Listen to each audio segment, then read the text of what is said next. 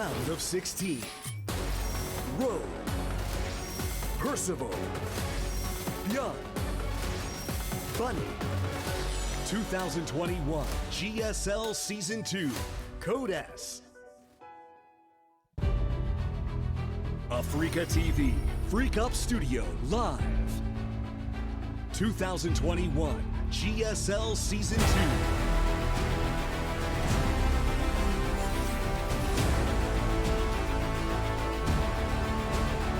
What is up, everybody? We're here in day 2 of the GSL Code S. Tasteless and Artosis with you to bring you Group A now. We did Group B before. We had to mix up the dates, so here we are in Group A. But A comes before B. I know. I know. It's crazy.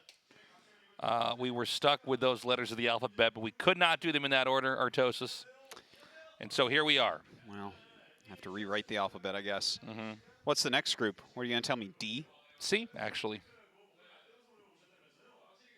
We're off to a great start here at Artosis. This is just our best opening ever. We were having too much fun talking before. Yeah, we got a lot of jokes to tell you guys when the games pick up here. Just a few days ago, we actually got to start the Season 2 of GSL Code S. The Code A tournament was very exciting. We had some long and dramatic games leading up to that. And Group B, crazy group, man. Yeah, we had some really fantastic games there. I think the winners match specifically was amazing. You can see that Dark and DRG ended up advancing, but I think Dream put out amazing games. Doesn't quite make it through that group, unfortunately. Right. But I think he's in really great shape, and I'm excited to see him in the next tournament. And Innovation, not looking that great. I Didn't mean, look that great. One of his weaker seasons we've had in the last couple of years, I'd even say. Yeah. And he occasionally has, you know, he dips down, but I'm sure he'll be back. Why does it look like we photoshopped Percival's face onto Percival? Like, what is going on here?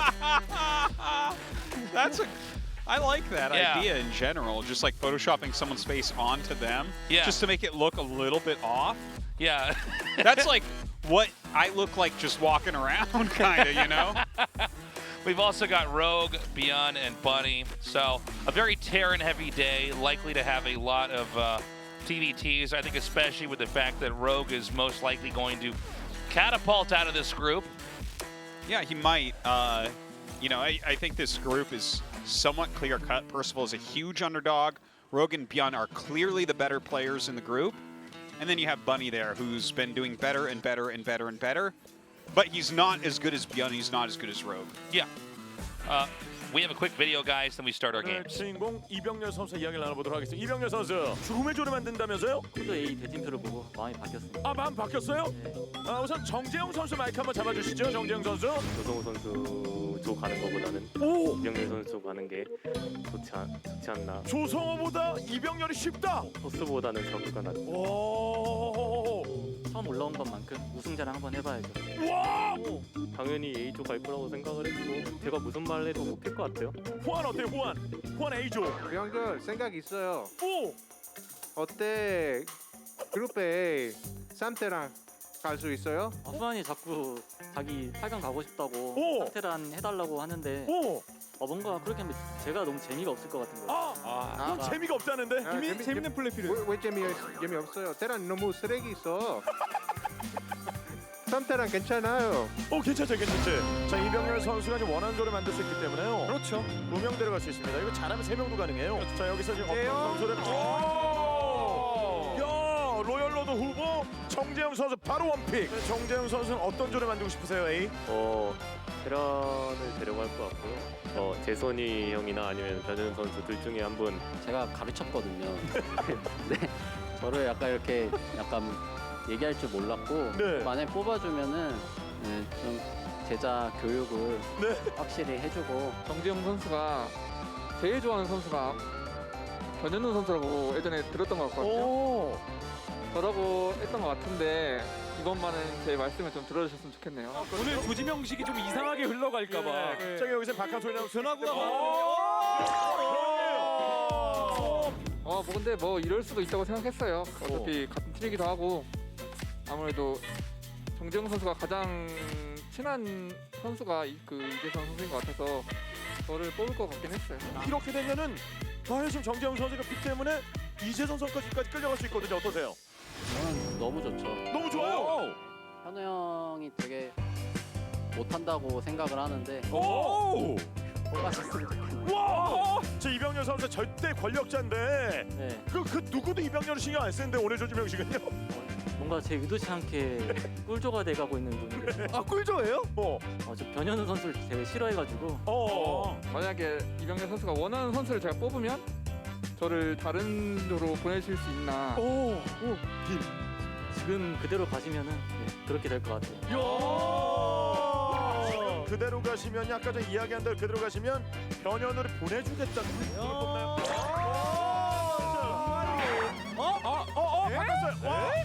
그 병렬이 형 제외하면 좀 되게 꿀좋아서 이대로 가면은 그냥 재밌을 것 같아요. 근데 병렬이 형 생각이 너무 궁금해요. 지금 제가 한 3가지 고민 중인데 영우랑 박한술 선수랑 바꿀지 아니면 변 선수랑 박한술 선수랑 바꿀지 그리고 아니면 그냥 너 죽고 나 죽자로 그냥 퍼시벌 선수랑 신영이 형 바꿀지. 변이랑 스페셜이랑 딱 바꾸면 될 것 같은데.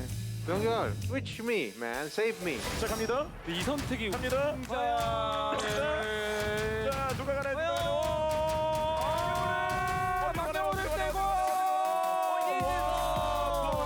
혼자 머릿속으로 생각하고 이제 그럴 가능성이 없어가지고 약간 말을 안 했는데 완전 꿈 같아요. 너무 잘 됐어요.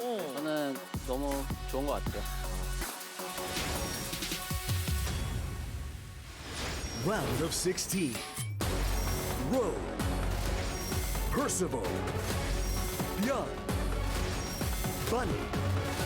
2021 GSL Season 2. Code S. All right, guys, I know what you're thinking, and I'm just going to answer the question right away, right now, right here, and clear this all up.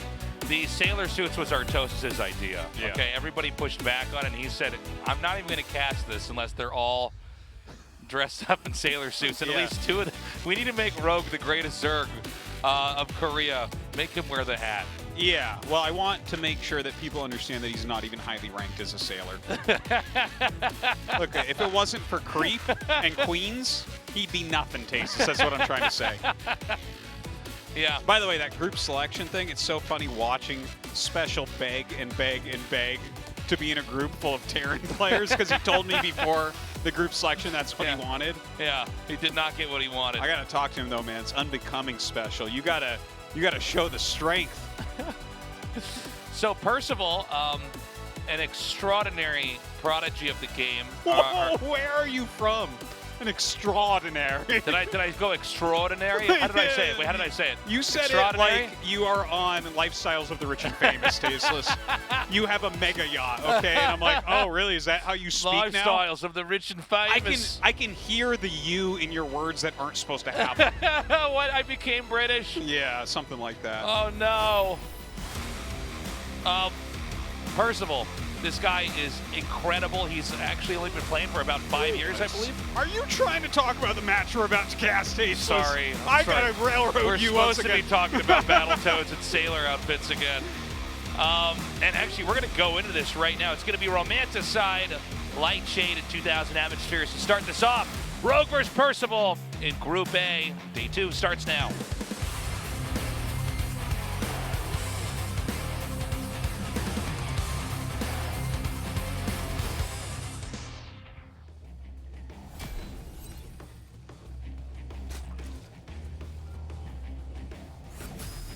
Dragon Phoenix Gaming. Ro.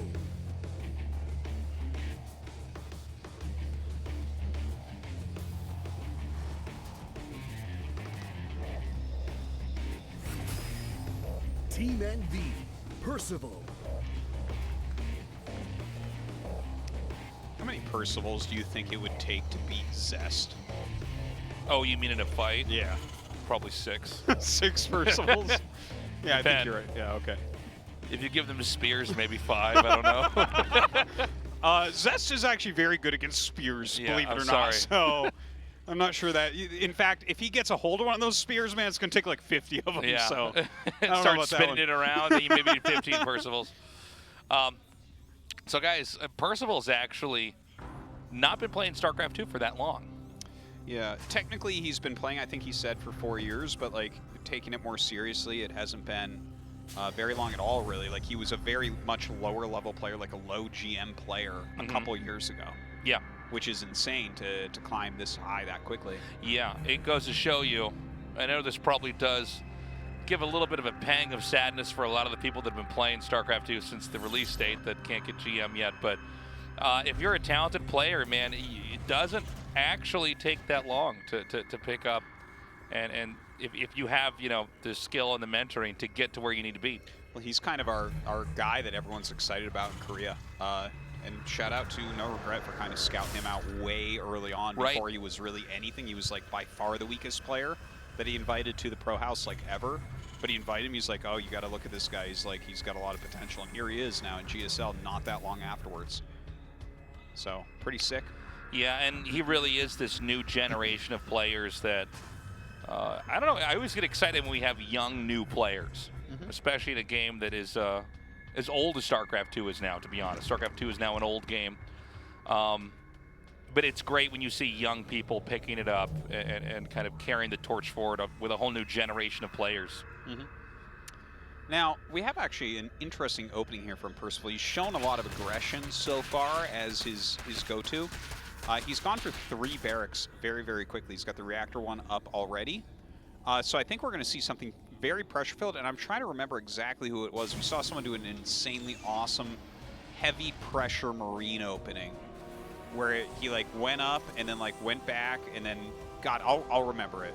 It'll take me a few minutes here, but we watched it the other day, and it was like a very cool, I want to say it might have even been Dream or Keen, something like that. But cool to see that coming out here from Percival, the very marine heavy. I think it's likely we'll see him move out on the map with a big group, forcing a bunch of units instead of drones, then maybe back up and then reinforce with the medevacs and whatnot. Now, Rogue is out in Korea. I mean, he's really been one of the most dominant players of all time, and especially in the modern era. I mean, I think Rogue will probably beat Percival 2-0. I'm more interested in seeing how Percival holds his own against Rogue. Yeah. Because sometimes Rogue just absolutely dumpsters even the best Terrans in the world. Yeah. We should remember that Rogue did have that unique style coming out in the last season to close out the season. Yeah, in the finals that we sort of haven't seen a lot of at all here, and I don't know if he's going to bring it now. I mean, obviously he's going Baneling's Nest, so it doesn't seem like it. But he did do this weird Roach Ravager play that was just kind of offbeat from everything that we're used to seeing in ZVT, and he won just with that, basically. So I don't know if that's something that he stores in his back pocket and keeps for when he, you know, thinks he needs to play in a different way. Because right now it looks like it's going to be Ling Bane into Muta. Yeah, this is what you would expect. He's got actually enough units to stop this, but notice Rogue is making, 20 Lings right now. Right. You have to take this really seriously with Combat Shield and Stim. But I don't think Percival is actually going to commit. That would be like a really, really bad move. Well, if he does, he will lose his army. Yeah. This is risky for both sides. Obviously, Zergs are much more used to people coming out with medevacs in the control group, but when you have them come out this early, since you don't have medevacs, you can't escape easily. So an overextension, if Lings with speed and Banes come in here, everything dies. And it's a very smart move, right? He's like removed some of this creep, which is nice. Oh, he actually is forced in the stim, so maybe a little bit of an overextension. Let's see how he trades. Targets down a Baneling.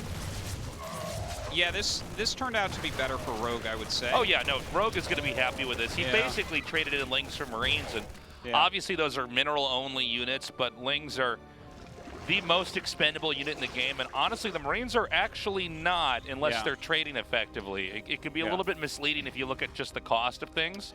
You have to appreciate the way that the Terran race functions, and that they actually need, Marines with the medevacs and everything comboing together, where the Lings are just sort of stuff you throw out in the front while everything else can do damage, and it stops stuff from moving. And just the fact, like, the thing is, you make the units in real time a lot of the time when it's things like Lings and Banes. Those Marines walked out and he immediately made 20 Lings because they were walking out, right? So that could have been 10 drones that then was not because he had to play safe. And if you pull back from there, he gains no extra value from having those Zerglings out. But if he's able to then trade those Zerglings for your Marines, he's actually the one that's gaining value here more than the Terran is. So definitely a better position for Rogue right now. But Percival going to put some pressure on here. He has his first couple medevacs. Yeah, he's going to try to come forward now. And he's going to actually dive onto this Queen. But again, the transfusions are basically perfect. And this attack is swatted away. Now, Rogue is up to the 4th base. I mean, this hatchery is moments away from finishing. Ling Mutabane is where Rogue is going to be locking in for a little bit. He's continuing to get upgrades here. And we don't have a 3rd base for the Terran, so... But we have actually something really interesting happening from Percival. And the thing is, I was looking at this probably like you were and saying, oh God, like, what are you bringing to the table here that's different from what other players are? Liberators. He's actually making multiple Liberators. So he has some sort of plan with this. And we don't generally, like, sometimes you'll see a Liberator for harassment against Zerg, but he's already made 2. Are these going to come with the army, or are these going to be somewhere else? Does he make more after this? Yeah, that's very interesting. You know, it's possible that this is to try to hard counter the Mutalisks. He does have 4 medevacs, which is enough to kind of sustain in fights. And maybe he wants to have, you know, a play like that. I'm not totally sure. I suppose he doesn't have that many Marines. He doesn't have that much of really anything. And now he sets up the Liberators. He's on creep pretty deep right now. The problem with Liberators in this situation is that they're not great against Ling Bane because there's so many targets. Yeah. It's why we don't normally see them used here. So he's hitting the hatchery. Does the hatchery, in fact, go down? What an interesting, different play here. Percival still making some Liberators. Loses one there. The Muta's going to pick off a tank as well. Rogue does lose his 4th base, so that is impactful. Percival continuing to push forward here, sets up the 2nd Liberation Zone, but the Zerg is going to strike back, attacking in here now. And the spreads are pretty darn good so far, to be honest. This actually might be too much damage here for Rogue. He ate the Queens, the Liberators. I actually think Percival might push through here. Yeah, especially with the Queens going down. He throws another tank forward here. Now, more Banes are coming. This Baneling's nest is actually going to be destroyed. So the last 9 Banelings that can be made for now are coming.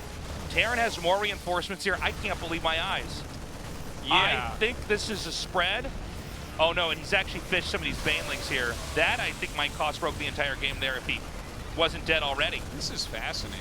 I can't believe it. A Baneling's nest is being remade, but I think both these bases are going to be destroyed long before that could even be saved. Yeah, and this was basically a 2-base all-in, guys. This is very different from anything we've really seen from any Terran players. Oh my God. It ends up working. He's going to kill Rogue here. The prophecy is becoming true. It might be. He's the chosen one. What? A Terran younger than Maru would come and dominate all GSLs. I can't believe it. Yeah, this game is absolutely over. And I think Rogue can't even believe his eyes. Wow. Yeah, it was such a heavy-handed 2-base push. GG Percival takes game 1, and already we're off to a, I mean, just shocking game 1 result here. Yeah, and Percival cannot hide the joy. Trying to drink his water, but not smile so hard it comes out of his mouth. Because he knows he knows what he just did. He just took a game off of the last GSL champ. Yeah, it's pretty amazing. Very different play from Percival. I still don't think that losing the first group of Marines was any good, but he kept pressure on.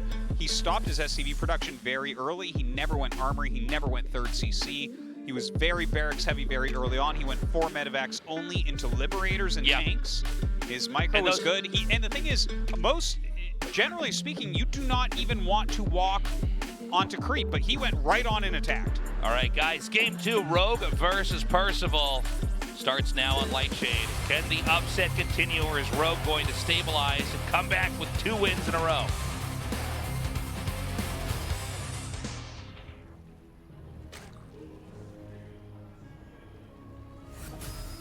Dragon Phoenix Gaming Ro.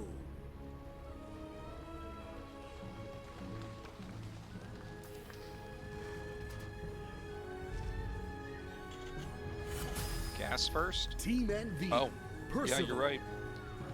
That's interesting. Yeah, we don't really see builds gas first. I'm So trying to probably think. said be It's been a something while. one base.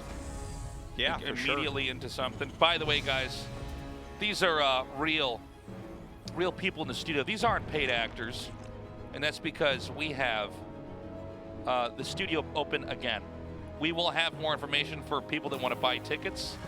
We only have 30 seats, but again, Korea is slowly ironing things out here as far as COVID goes. More and more people are getting vaccinated. Things are beginning to open back up. And eventually we'll have this studio at full capacity, which is kind of crazy for the fact that we've gone for 2 years without, an audience, and only just this week have people coming back in here. But it's so great to see you guys in the studio. Again, people that I'm getting a lot of people asking me this on Twitter or when I'm streaming on Twitch. People asking like, can I get an airplane ticket and come down and come to the studio? I would not come until your country is confirmed as one that you do not have to do the mandatory 2-week quarantine. Yeah, if You have anyone- to pay a fine and stay in a hotel like it's jail. It's like $2,000 or something. You stay. I think in a little hotel bit for. over $2,000 now. And I saw some videos of people that went through that, and like it does not look particularly fun. Korea has not made it particularly accommodating in this quarantine, and so just keep that in mind. I know that a lot of people are itching to travel again, but not all countries are back in the same place with that. We'll probably say that a couple times in this cast because I think some people don't actually appreciate that maybe because their laws are lax in their country, they assume it's laxed here when it's not. But we are slowly getting things back to normal, and if you are in the country, you can buy a ticket. And do that, come down here. You can even say hi to us in the studio. Now, onto this build here with the quick gas before barracks, in fact, which is going to ramp tech up pretty substantially. Yeah, he went Reaper and CC into a quick factory here, so just kind of an optimized Percival build that we're looking at. Reaper just doing a little bit of harassment here on those Lings. And I mean, we just got to kind of wait and see what Percival's game plan is going to be, right? Because the build that he used against Rogue seems like it's a cool build to have sometimes, but it's definitely not something that you can play, the whole best of 3 against Rogue and expect to. No, you're not going to 2-0 with that. That's not going to happen. It's a tool you use inside of a best of 3 to take one game down. Yeah. It's a good strategy, and he made it work. He did it with excellent execution. It seemed like Rogue got a little bit sloppy. I wonder if there was perhaps some overconfidence after wiping the first wave of Marines.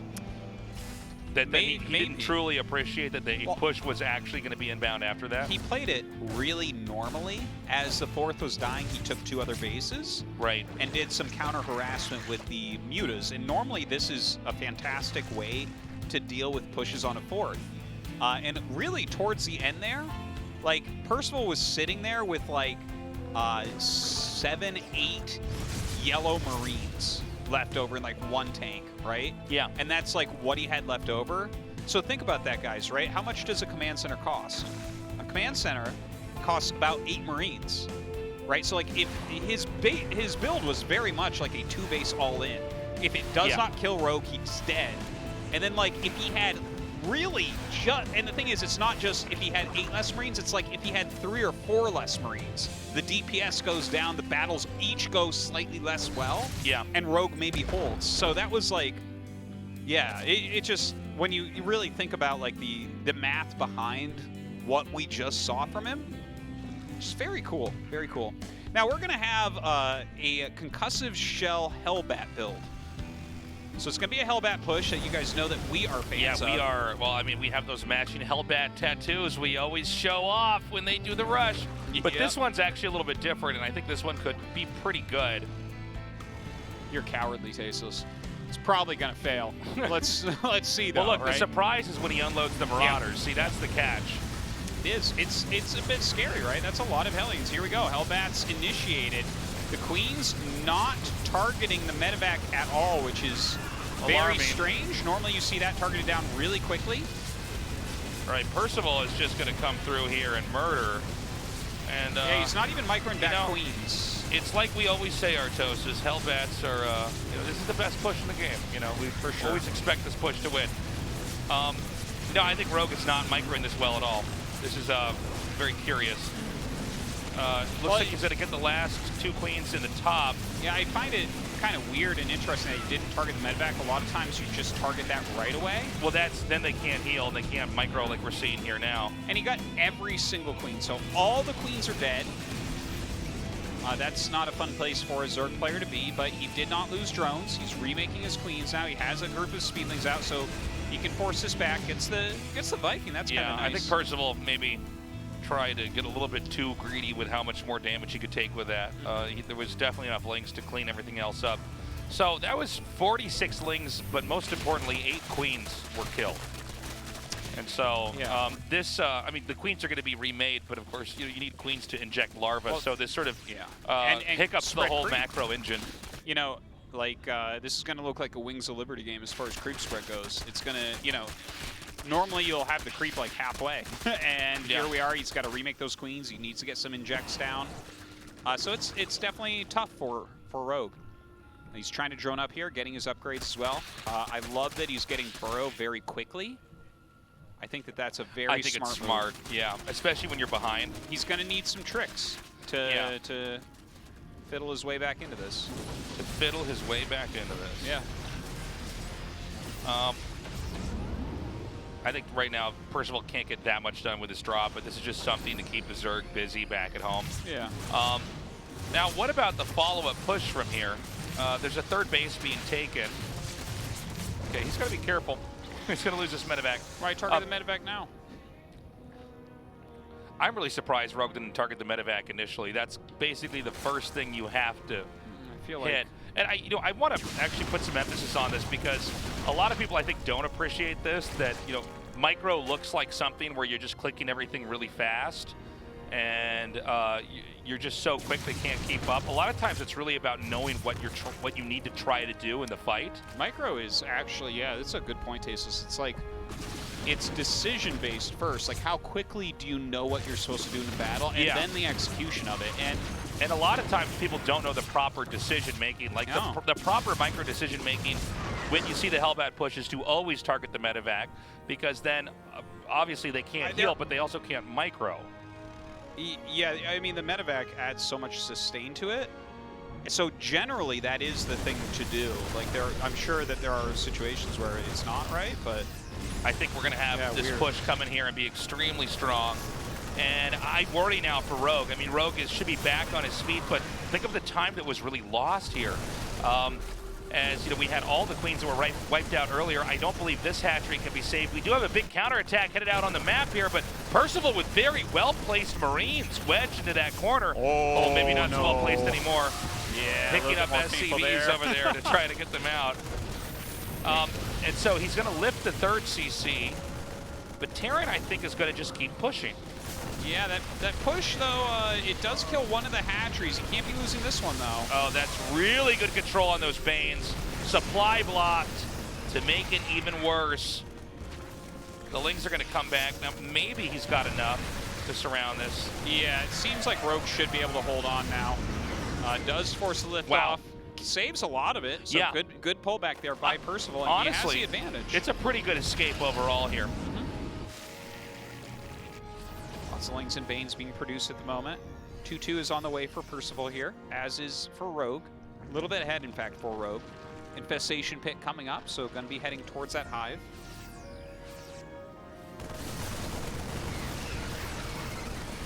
No responses here from the young gun. So, the young gun, I like it. Yeah. Well, we finally have someone young. The young buck. Gosh. We should really just call him Young Percival, actually. Young Percival. Young Percival. Yeah. I like that. That's cool. All right. This is becoming a much more interesting game, by the way. It has had some back and forth. Now, these Banelings coming forward, Rogue has definitely mustered a lot to the point where, Percival has to be pretty careful with how he's going to deal with, certain of the positions here on the map. But right now, I think he's doing a pretty good job overall of dropping to multiple locations. What's going on with the drop that was over at the top right? What? It's killing me, the lack of killing medevacs. Yeah. Medevacs living is my death, Tasteless. This is my anti-Horcrux. Yeah. Percival's continuing to macro up. Now, I don't think that Rogue is particularly weak to a push, but we do want to watch out for the next couple pushes here from Percival. He has kept Rogue on his back foot here, you know, defending and even costing him some hatcheries here and there. And he's pretty much picked up and left every time. You know, when you don't have mutas in with this army, the medevacs just get away. And basically, Terran can always trade better than Zerg can because they can choose when to eliminate the presence of their troops on the ground. I gotta tell you, Tasteless, watching Percival play is such a breath of fresh air. Oh my god, that was insane. What a great Baneling man play line. A man line. A man line. God, I can't even speak to gay. But you Percival... just said I can't even speak to gay. You just literally messed that up, Artosis. Oh, damn. Oh. I guess I'm a bigot, too. It's really unfortunate. Oh, jeez. You heard it, man. It's time to cancel Artosis, everybody. But this is, it's such a breath of fresh air watching Percival. He's making so many different decisions. His builds look very different. The timing of everything looks different. It's super cool. It's just so nice. That's a lot of Banes that were burrowed. Oh, he unburrowed them at the top. So we have the Ultralisk Cavern coming here. Rogue is beginning to bank quite a bit of gas. But Percival's grown into the map pretty nicely. Yeah, he has. I mean, he's got 4 bases up. He's on Liberator Siege Tank right now, which is not a combo that you see like nowadays, right? We've seen it from him now 2 games in a row. Ultras are being created, of course, with Ghost, Siege Tank, Liberator. You're going to do pretty well against him, though. And look at this little setup. Isn't that cute? Yeah, a pretty good hold up here. The hatchery at the top right falls. Zerg beginning to be strained by the fact that they have to push out of the map. Very nice scan here from Percival, identifying that that would be a hotbed for Baneling landmines, and it was. And so he avoids that peril. And now Percival is going to keep pushing. It looks like from mostly the south here. He does have this drop that he can keep planting over there. Liberators once again incorporated. Another important part of the map under attack here for Rogue. He is absolutely everywhere right now. Popping an Ultralisk over here, some Lings and Banes, another Ultra going to come up, so he has to run away. Some Ultras getting on top of some of these Siege Tanks. That's going to be picked off, though. Rogue definitely playing a little bit of a sloppy game. But circling harassment doing a little bit at least. Rogue's now down to 4 bases. There is a 5th being remade in the top right corner of the map, but I don't know, man. I mean, Percival seems to be very much in control of this game. Again, if you don't have mutas, this happens. You just pick up and run away. Yeah. Well, he just finished up the Spire, so we might see him do something like adding Corruptors. That's something that, you know, Dark, a player that plays styles like this quite often without the mutas, will eventually do. But Hydra's being put in right now, likely to become Lurkers. But I don't feel like Lurkers are necessarily the answer here when you look at this army. Liberator, Siege Tank, Ghost, that's pretty decent against Lurkers. No, I feel like, honestly, Percival is very close to winning this game. Yeah. And that would be an exciting result here. A crazy one, unexpected. Yeah. All right, so Percival now moving down through the south. Seems as though Rogue wants to try to go around and counterattack. And I mean, you can counterattack with Ling Ultra, but it's not actually a fast unit composition, Ling Ultra. Or I'm sorry, Bane Ultra is what I mean to say here. Yeah, it's not quite as quick as doing a counter with mutas or with just Lings running up or something like that. And so this you got to be careful, because if you lose a bunch of Ultras, that's when Terran can just get you. Truly, the Ultra's a better defensive unit than offensive. It's back on the creep with those. Look at this. He's just kind of got stuff everywhere. Like, the way he's spread around the map is really, really nice.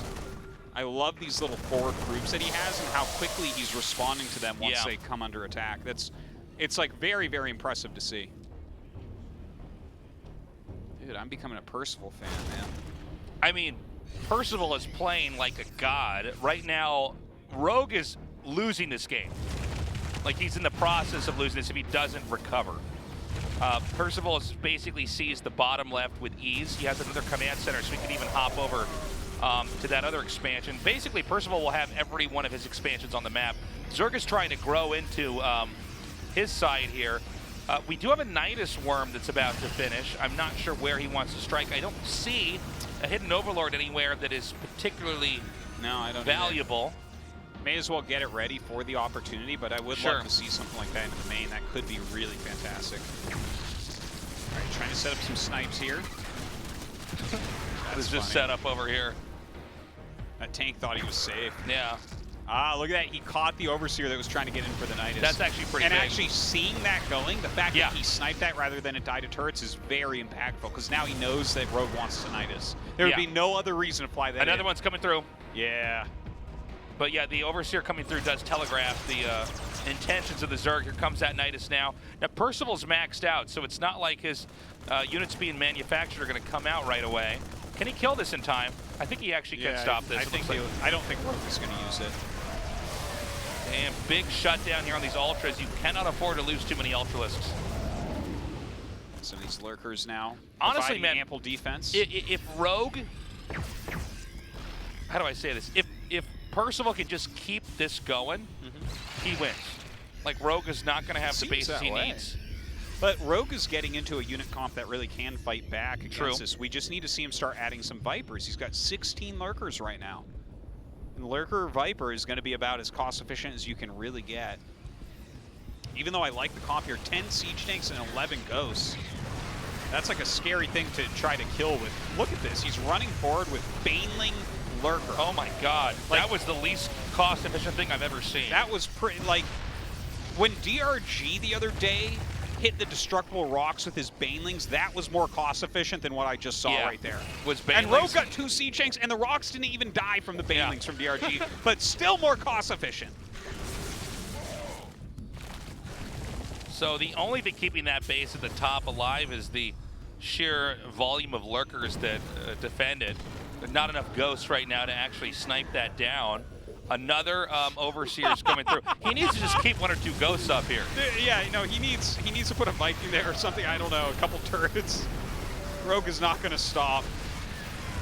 Coming forward here with those Lurkers, starting to blow things up. This is such a ridiculous number of Lurkers. Now here come the snipes. Siege tank sieging up. I feel like there's so many Lurkers he might even want to push it again.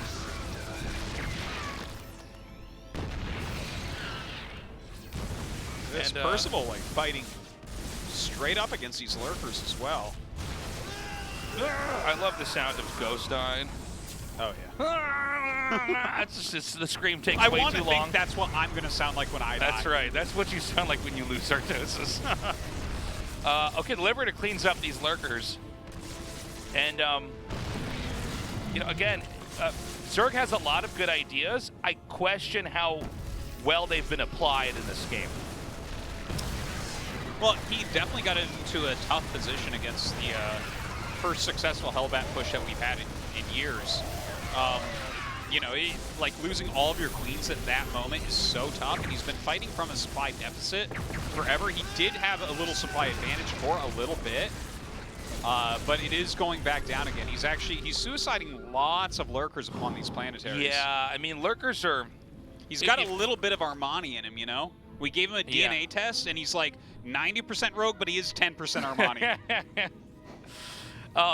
Yeah, an easy way to evaluate, you know, how the Zerg is trading his army and whether or not it's efficient is to watch how many Lurkers have been killed. And I have lost count a long time ago as to how many Lurkers have been lost in this game. Marines, oh, that's all. Oh, I thought it was a hold position Lurker for a second. Excuse me. Well, in a manner, right? He's not moving anywhere, but he's also shooting. Now, the fact that there's planetaries here just make it much harder to vault Lurkers into the mineral line here. And here we go. Big attack coming down here at the bottom. This is one of the most important bases for Zerg in the game right now. And there are so many ghosts here. Whoa, tanks up above this as well. He's like surrounding the Lurkers. And starting to snipe absolutely everything. Percival, though, is losing quite a few of these ghosts. Percival was a little bit too confident with the ghosts here. The funny thing is, ghosts are actually not good against like Ling Hydra and stuff like that. No. And so that may be one of the moves that if Percival loses, we can go back and point to that moment, because that was a lot of high-value units. I mean, just like we were talking about lurkers being very expensive and you don't want to lose too many. Same thing with ghosts. Well, I think that some moves like this kind of come with the territory for the type of way Percival's playing, right? Like, he's on the brink of like really killing Rogue for a big portion of the game. Occasionally you're going to go a little bit too far, a little bit too deep, and we just saw that there with the Ghosts as he continues to try to finish him, but his multitasking on point. He's got a lot of bases right now. He's got 7 bases. Yeah, now... Same as Zerg. Like, all the bases on the map are taken. Well, you only really see Maru do this. That's right. And also, we should point out that this is not a map where there's any kind of perceived shared base, right? Like, some maps will have a location in the middle where you can both kind of fight over it, or one at the top, one at the bottom. Not the case here. It's really going to be who mines out more or who can deny that last base. Right now, every base has been taken here. It is worth saying that Rogue has basically failed in actually denying any of the bases from Percival for that long. Percival's been more successful in denying bases for Rogue, but that may mean that Rogue mines out later. Now, that being said, I still think that basically Rogue has traded less efficiently than Percival overall. You know, Rogue definitely, he's had some moments here where he's definitely not trading as well with the lurkers, but he continues to try to use them like this. And I mean, they're doing some things for sure. I would love, though, to see some Vipers. I'm really kind of shocked that we haven't seen him added. Literally haven't seen a single Viper this game. Oh, it's funny you brought that up. I almost forgot about Vipers entirely. I got so used to just sort of seeing the kind of fights we were seeing in this game, but you're completely it's exciting, right. And I actually like it more, but let's be real. The Viper is like, what number unit is that in the game, Taste, as far as quality? Is it the 3rd best unit in the game? Somewhere up there. It's something like that. It's, yeah, Vipers are pretty nutso. Just hasn't paid him. He's just trying to kind of brute force his way through here, and well, with the Banelings coming up, might be able to finally get that planetary or run away from it. That works, I guess. Yeah, how inefficient can you be with those Banelings? Yeah, it's... That was terrible, and now that planetary survives. That's a badass planetary. So I'd stay away from that planetary for the rest of the game if I was Rogue. I wish we could do a big mineral check here and kind of see where everybody's at. Rogue's just going to dive bomb onto this planetary. There we go. Takes out the SCVs as well. You almost got to wonder how many more SCVs you actually want in this game, though. There's not going to be that many more locations to mine from, and you can always use the extra supply from the SCVs to instead be attacking units. Artosis, let's go big picture here, because I don't think our observer's going to do it, but we just have to talk about it. What bases are actually going to mine out here? Okay, Rogue has healthy bases. The 2 top right bases are healthy, and I think 6 o'clock-ish is okay still. Yeah. Everything else is super low or gone.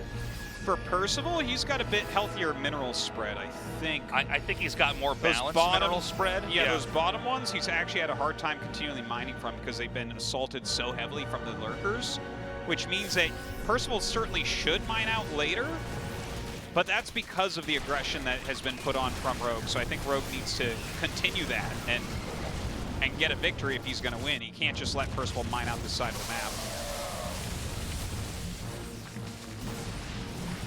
So he's continuing to just try to keep Rogue busy, keep Rogue back, and you know, as long as Terran can reclaim these bases and soak the minerals from them, Zerg has to be very careful with how they engage. You keep bleeding off lurkers and Banes, and especially Banes. We should probably talk about this for a second. Like, the Baneling is the best unit in the game, but it does come at a price, in that, you know, when it attacks at all, it detonates, it disappears, right? So you don't get a lot of value over a long game with a unit like the Baneling, right? You want to have very efficient trades in the middle of a game. But that may mean that all this money that you spent can't go anywhere else later on. And so this may be one of these games where we have to kind of measure everything out in the end. Now, Zerg is having some pretty extraordinary attacks, but this one in the bottom is going to fail. And now the Ghosts are taking out these lurkers. Yeah. Percival's down in supply, so Percival's barely hanging on but I don't believe he can be tipped over yet. Yeah, and even with lifting that base, for instance, he's got so many mules going on. He actually is out-mining Rogue. So, like, yeah, he's down in supply, but he's going to remax at a similar speed that Rogue is. I think it feels to me like Percival is definitely still in it. And, I mean, Rogue, if you're going to play this type of game where it's just like, okay, Lingbane, Hydra Lurker, Lingbane, Hydra Lurker, Lingbane, Hydra Lurker, there's no, like, recursive damage there. There's no value gaining. So I think it's important for Percival to actually slow this game down, but it feels like he only has one mode. Yeah, I kind of agree with what you're saying, Artosis.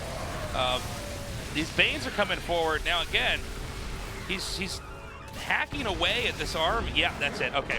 A great comeback from Rogue that game. That was a very impressive uphill fight for Rogue. Yeah. And, I mean, so impressive, really. Oh, yeah. And impressive from Percival as well. Okay, he had the first successful Hellbat push that we've had in years here. He played a great aggressive game with a slightly alternate style. He multitasked like a madman. It was awesome to see. But he did not switch gears, and I think that that's something that's going to come as he becomes a more experienced pro. It's his first GSL season. But you need to look at a game like this where Rogue is non-stop attacking you with no spellcasters, and you slow that game down. You turtle a little bit more for a little bit longer, and Rogue hits an iron wall. And when he hits the iron wall and realizes it, that's when you push. So a little bit of a fault there in Percival. I agree. 2,000 atmospheres is where this fight will be settled. Rogue vs. Personal, Game 3. Let's see who goes on to the winner's match.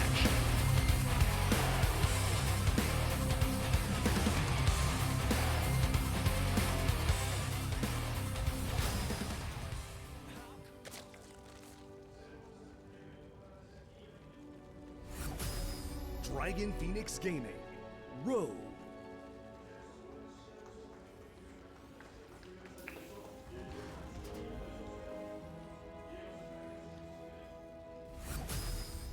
Team NV, Percival.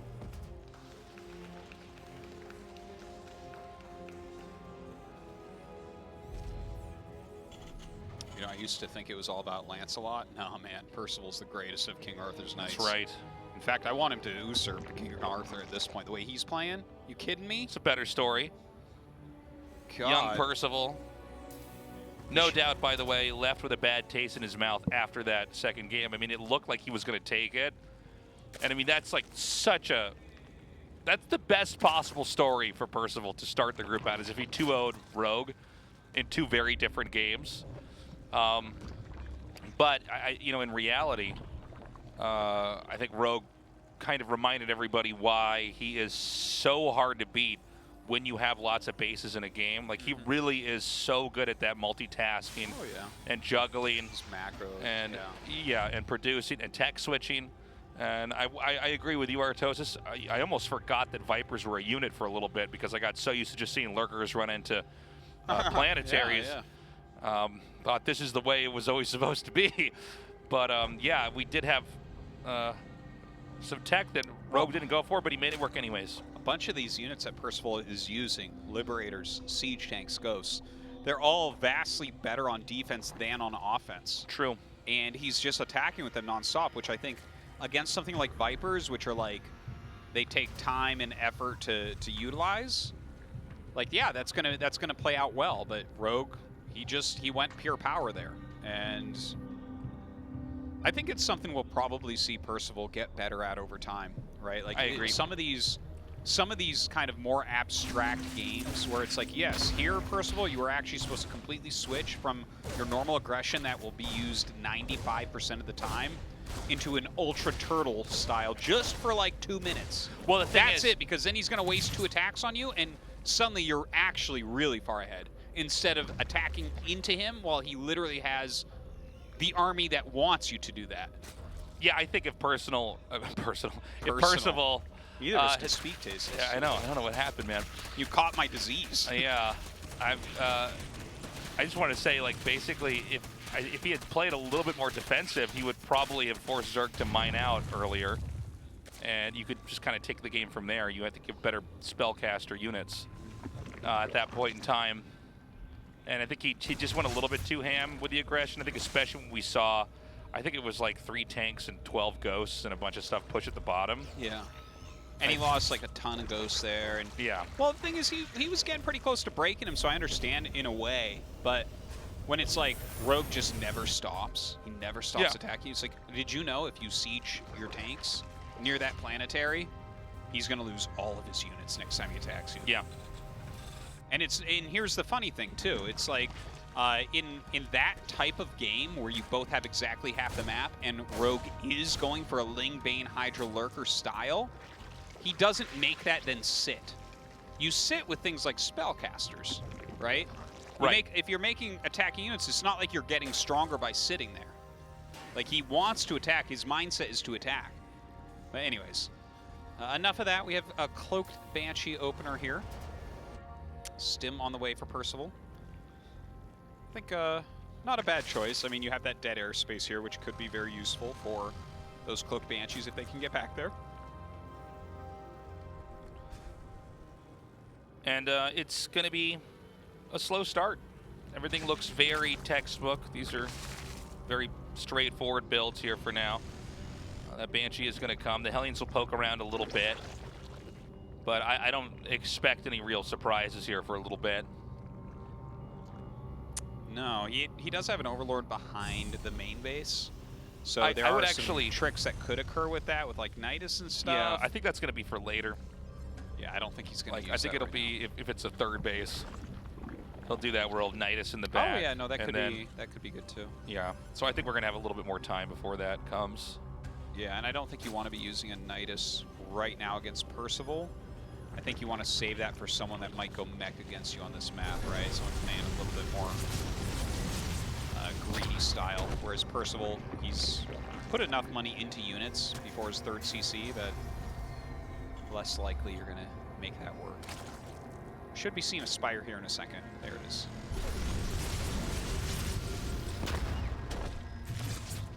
Yeah, that Spire's inbound now. And we're going to go back to Ling Muta Bane. You know, it's a popular way to play now. Rogue, I think he has in Korea, maybe along with Dark, but the widest range of ZVT. Like, he really knows how to do every type of composition, every type of style so well.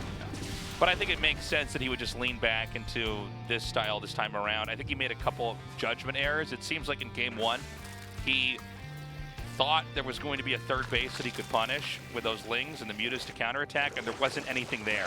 Yeah. And suddenly he realizes, oh, I'm totally out of position. And Percival really exploited that and did a lot of damage very quickly. Top level Korean Terrans don't generally do 2-base all-ins, so can totally see how that went wrong. All right, Cloaked Banshee's flying in. He got a bit of damage done. Well, he's clears some creep over here. Siege tank behind the rocks. Going after the gas here at the 3rd.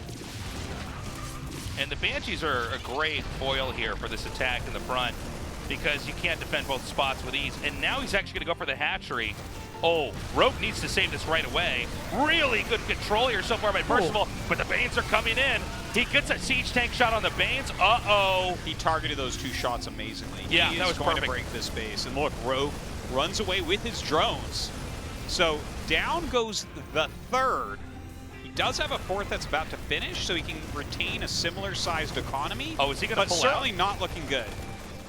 Oh, that's weird. He's like moving away with some, but then moving in with others. He's going to keep attacking up here. The tank's going to come forward here. Keep in mind, you know, where this Baneling's nest is, like, he can just kill this off, and then you don't have that tech.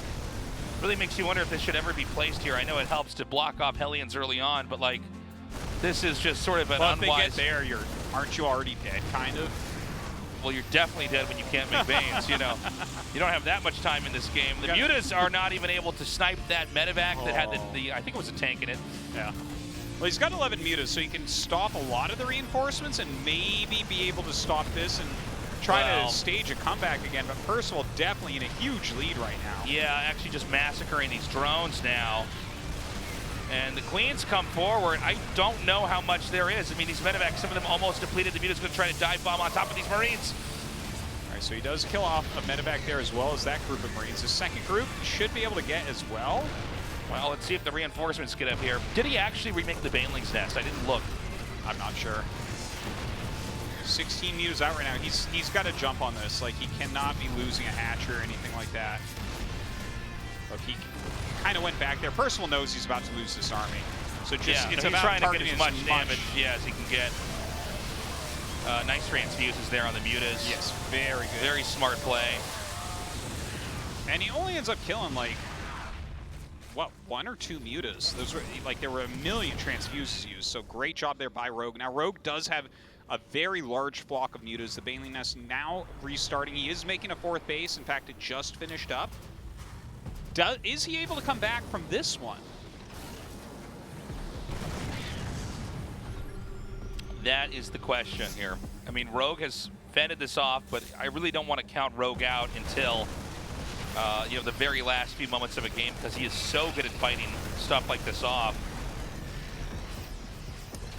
I got to see the production tab right now, because 1-1 is done for Percival. I want to see the state of upgrades on both sides. Yeah. Because if he started 2-2 and Rogue doesn't even have, like, does Rogue have Evos? I don't think he does. I didn't see any, man. Like, but I mean, if he doesn't have Evos, like, how do you even pretend to win this game? Well, that's the problem. You'd have to win it outright in the next couple minutes. You'd have to be the king of positive thinking and an idiot to think that you're going to be able to win with 0-0 against 2-2. You got to put it on your vision board first. Oh my God, at least. You also need voodoo dolls and praying and just about everything else. Homeopathic medicine. Oh, like... for sure. You got to dilute upgrades and drink them.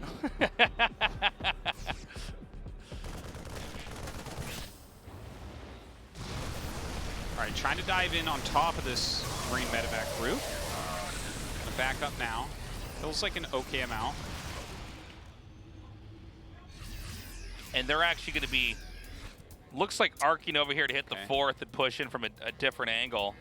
So he has 1-1, like 20% done. And while we do have an armory, no 2-2 started for Percival. Yeah, that's a mistake by Percival. Percival. That's a mistake, yeah. How huge would that be if he was like halfway done 2-2? That would be ridiculous. Oh, I mean, that's probably, that would be game end. You're just basically. up 2 upgrades for basically the whole game.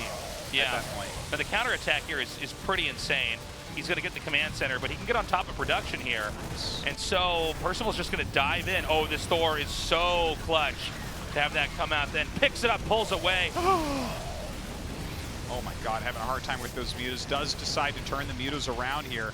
A lot of SCVs are going down, but he's losing his 4th base during this. Okay, so now it's 3 base to 3 base. It's a hard army to clean up. And Percival, I think, is smartly going to pull away. No, wait, he's actually pushing further.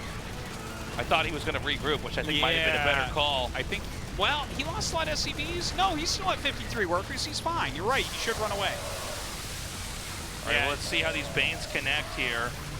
He can pick that Thor up. Does not manage to. There's just enough Marines. I don't like this for Percival here. Yeah, with the Banes there, you're just not going to be able to do it. And the mutas can kill off the medevacs as well. So, yeah, I mean, Rogue is pretty damn good at coming back, man. Yeah. Okay, that's it. Pretty he taps damn good out. at that. Young Percival puts up a good fight, but ultimately Rogue is the better player. And he goes on to the winner's match. But that was one hell of a TVZ, man. All 3 games amazing. It's clear to see that Percival is going to be a force to be reckoned with at some point. And almost today, even. Like, he had edges in all 3 games. But there are moments, like you called out there, like he should pull back after killing that 4th. If he insta-turned around after killing the 4th base, goes back, secures, just kind of reinforces his army. Oh my God, it's 3 base versus 3 base. Similar amount of workers. He's way ahead then. Yeah, I think he kills that base, backs up, and just stabilizes at home. I mean, a Zerg on 3 base after losing that 4 base to a Terran on 3 base, that is hell for the Zerg. Yeah. And I think, you know, it's something we actually see all the time, and it's one of the harder things to do in StarCraft is to know when after you won an attack, when it's better to pull away and not just keep going. So true. We have a short break. We come back. ByuN versus Bunny, a TVT. Do not go away.